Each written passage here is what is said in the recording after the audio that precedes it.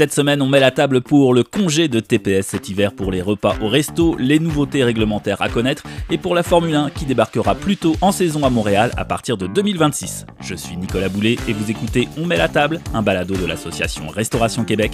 Bienvenue. Très heureux de vous retrouver après une petite pause. Il ne devrait donc pas y avoir de TPS cet hiver sur les repas et les boissons au restaurant et sur une foule d'autres produits. On parle de la période s'étalant du 14 décembre au 15 février.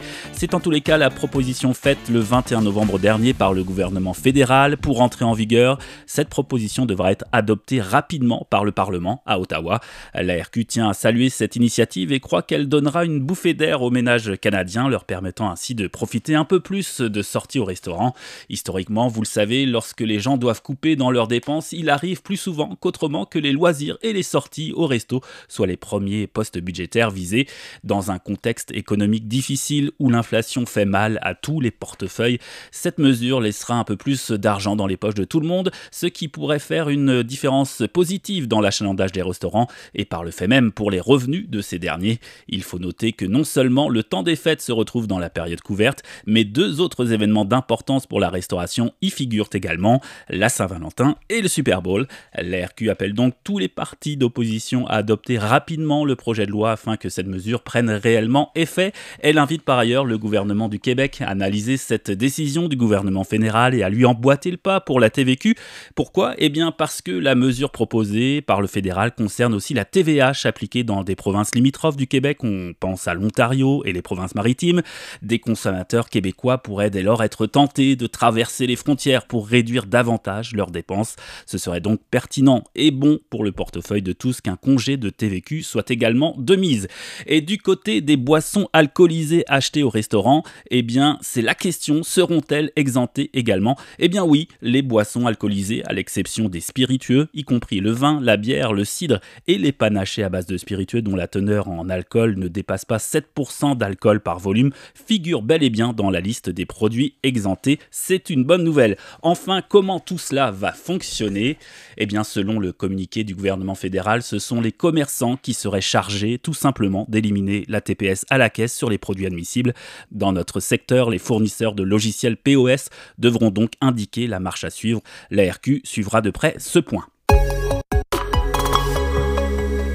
Pour ce premier épisode de la saison 2024-2025, on va faire le point également sur les annonces récentes au sujet de lois ou de règlements qui vont avoir un impact dès le printemps prochain dans l'industrie de la restauration ici au Québec. Évidemment, quand on parle loi ou règlement, c'est à notre spécialiste en la matière que l'on fait appel. J'ai nommé Dominique Tremblay, directrice affaires publiques et gouvernementales à l'ARQ. Alors Dominique, commençons tout d'abord par l'actualité la plus récente. Elle concerne le MEV-Web.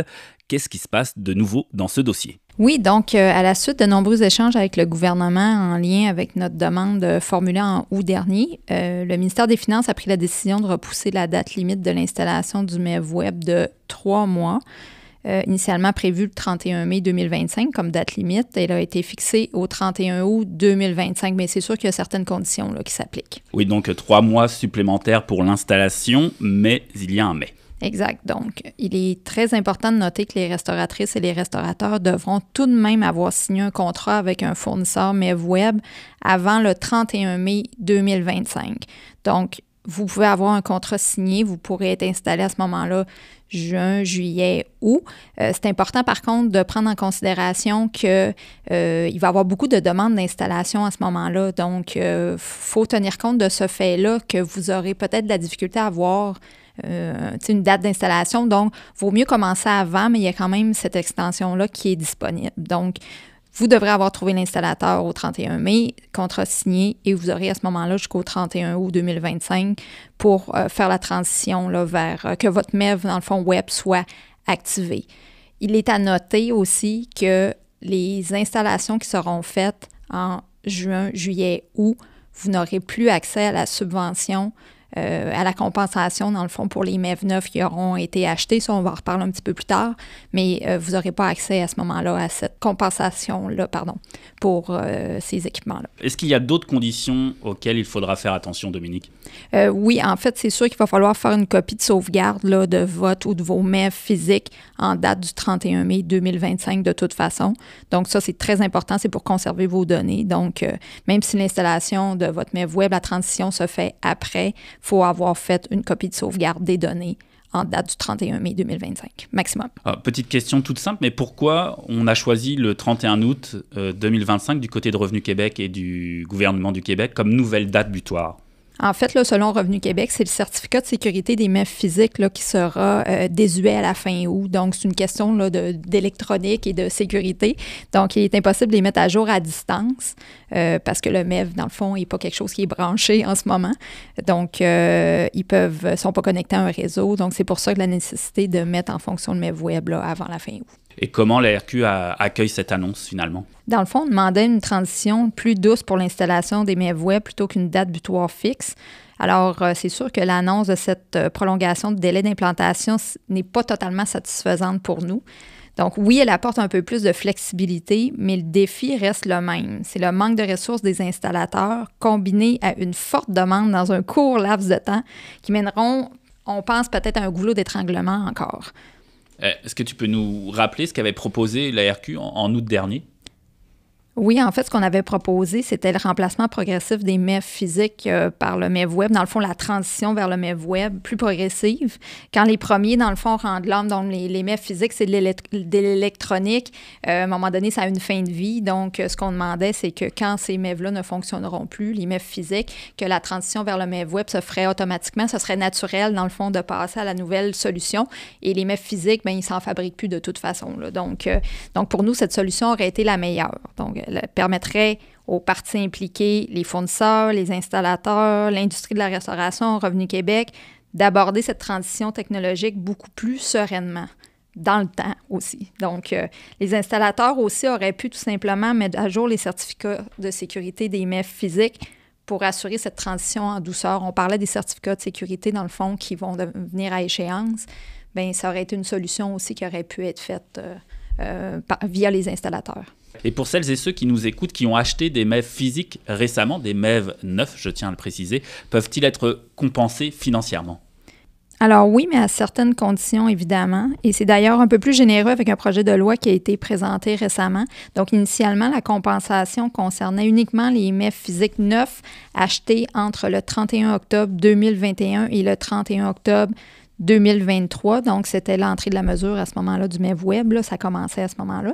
Donc, avec le nouveau texte, les MEV physiques neufs achetés depuis le 31 octobre 2019 seraient également admissibles, à condition, notez-le bien, que le MEV web soit activé dans votre établissement au plus tard le 31 mai 2025. C'est important, c'est ce que je vous ai parlé un petit peu plus tôt, là, que c'est la petite condition. Donc, on a un 3 mois de plus pour l'installation, la transition vers le MEV web, mais les MEV physiques ne seront plus remboursés à ce moment-là. Donc, c'est l'ARQ en passant qui avait plaidé en faveur d'une période plus longue pour accommoder un plus grand nombre de restauratrices et de restaurateurs qui avaient dû acheter des MEV physiques pour s'installer ou les changer parce qu'il y en a qui étaient brisés. Donc, on est quand même content de ce côté-là que notre message a été entendu. On parle de quel montant, combien on peut espérer pour un MEV physique? Donc, c'est 700 $ de remboursement par MEV admissible. Sachez par contre qu'il faut avoir fait la transition vers le MEV web pour demander cette compensation-là. Donc, vous ne pouvez pas la demander avant d'avoir fait votre transition vers le MEV web. Il faut vraiment que tout soit terminé et à ce moment-là, vous allez pouvoir demander cette compensation-là. Et on le répète, ce sont des MEV neufs dont on parle. Oui, seulement. OK. Autre dossier, Dominique, le fameux projet de loi 72. Oui, alors bon, ce n'est plus un projet de loi, c'est maintenant une loi. Le texte a été adopté à l'unanimité à l'Assemblée nationale début novembre. Ce que l'on doit retenir de ce texte pour l'industrie de la restauration, c'est le calcul de la suggestion des pourboires. Et qu'est-ce qui va devoir changer concrètement? Alors, en mai prochain, il faudra que les pourboires suggérés qui apparaissent sur les TPV, les fameux là, 15, 18, 20, voire 22 % quand on étire un peu, là, donc, soient calculés avant les taxes. Donc, on le sait, avant, c'était calculé après taxes. Donc, dorénavant, dans le fond, il faut que ce soit fait avant taxes. Et fini également, je pense, les petits bonhommes sourires ou les autres types d'incitations. Là. Oui, les options de pourboire devront être présentées de façon neutre, sans pression pour le client. Donc, il faudra aussi permettre au client d'entrer un montant ou un pourcentage personnalisé facilement, dans le sens qu'il faut que les options préprogrammées et les options où le client choisit soient visibles à égalité là, sur les TPV pour que le choix se fasse facilement pour le client. Et qui devra faire ces changements, Dominique? Ça prend de la programmation? Alors, ce sont vos fournisseurs de TPV qui appliqueront ces changements. N'hésitez pas à appeler le vôtre pour qu'il fasse les modifications pour que vous soyez en conformité avec la loi qui entrera en vigueur, on le rappelle, en mai prochain. C'est sûr, laissez un petit peu de temps, ils sont en train de s'ajuster aussi, c'est une question de programmation et tout ça, mais éventuellement, n'hésitez pas à poser des questions si vous voyez que vous n'avez pas d'informations de leur côté. Oui, vous pouvez le faire dès à présent, mais on le rappelle, ça entrera en vigueur en mai prochain, même si le projet de loi 72, enfin la loi 72 a été adoptée, donc ça entrera en vigueur en mai prochain. Et du côté des no-shows, on en est où? Parce que le projet de loi 72 avait été peut-être une sorte de véhicule pour nous, on l'espérait en tous les cas.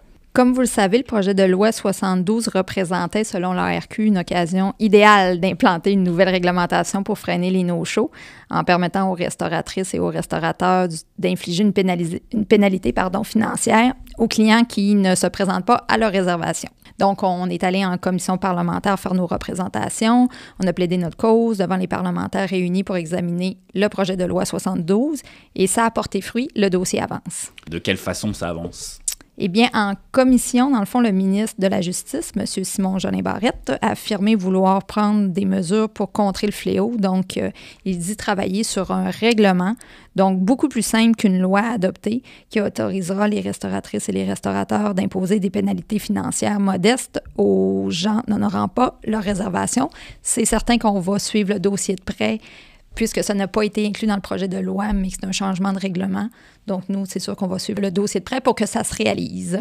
Eh bien, on suivra de près ce dossier également, Dominique, avec vous autres, c'est certain. Merci, Dominique, pour ce suivi. Ça fait plaisir.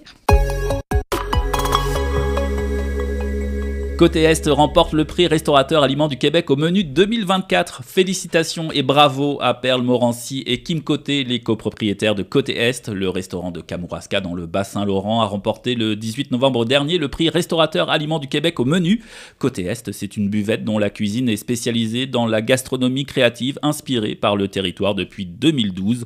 L'endroit est situé dans un magnifique bâtiment patrimonial en plein cœur du village de Kamouraska. L'établissement met les saveurs uniques de la région au premier plan, mariant littoral, terres agricoles et forêts. Le prix Restaurateur Aliments du Québec au menu, qui en est déjà à sa 7e édition, vise à récompenser les restaurants du programme qui se démarquent par leur engagement envers l'approvisionnement, l'utilisation et la mise en valeur des aliments québécois. Ce programme Aliments du Québec au menu a été créé conjointement par Aliments du Québec, bien sûr, et la RQ, il y a tout juste 10 ans maintenant. En septembre dernier, il comptait 943 restaurants et 843 institutions reconnues qui valorisent donc les produits d'ici. Et on roule au circuit Gilles Villeneuve, mais on roulera plus tôt en saison. Dès 2026, le Grand Prix du Canada aura lieu en mai, en deuxième moitié, certainement autour de la fête des Patriotes. Depuis plusieurs années, le rendez-vous des amateurs de F1 était fixé début juin, souvent lors de la deuxième fin de semaine du mois. À partir de 2026, donc, c'est en mai que les écuries, les pilotes et surtout les touristes débarqueront à Montréal. Pourquoi ce changement de date? Eh bien, pour éviter un aller-retour inutile Amérique du Nord-Europe, puisque début mai, c'est Miami qui accueille un Grand Prix. Il paraissait donc plus logique, économique et surtout plus écologique que les courses de Miami et de Montréal aient lieu l'une après l'autre. Voilà, c'est tout pour cette semaine. Pour connaître l'actualité de l'industrie de la restauration, rendez-vous sur notre site web restauration.org. Suivez-nous sur Facebook, Instagram, LinkedIn, sur X et sur le petit dernier Blue Sky. On se retrouve bientôt pour un nouvel épisode d'On met la table.